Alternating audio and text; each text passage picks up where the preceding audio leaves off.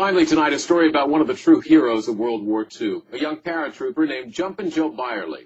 He went to war for America, but ended up fighting side by side with the Red Army against the Nazis.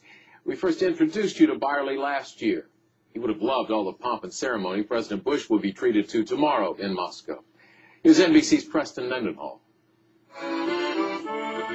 For Joe Beyrle, Russia was a country that took him into its heart and celebrated him as a Russian hero.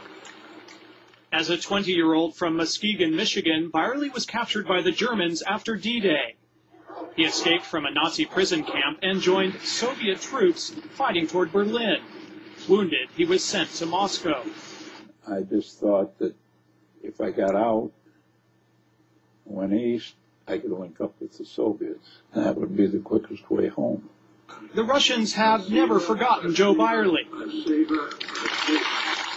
and he returned to Moscow over the years with the help of his son John, the deputy U.S. ambassador to Russia.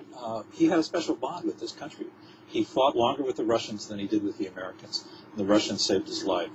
But as Russia marks the 60th anniversary of the end of the war, there's one veteran missing. In December, at age 81, Joe Beyrle died. 2 weeks ago, his ashes were interred at Arlington National Cemetery. This year, during Russia's anniversary, John Beyrle's official duties are bittersweet. I feel his spirit in me, and I'm doing what he'd want me to be doing right now.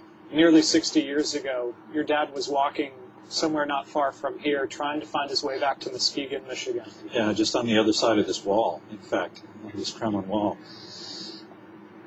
I can't imagine, really, it's hard for me to put myself in the shoes of a 21-year-old kid who's been starved and tortured and given up for dead. As my dad always said, the will to survive is very strong. I did my duty, something you had to do.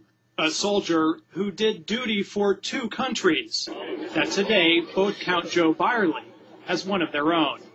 Preston Mendenhall, NBC News, Moscow.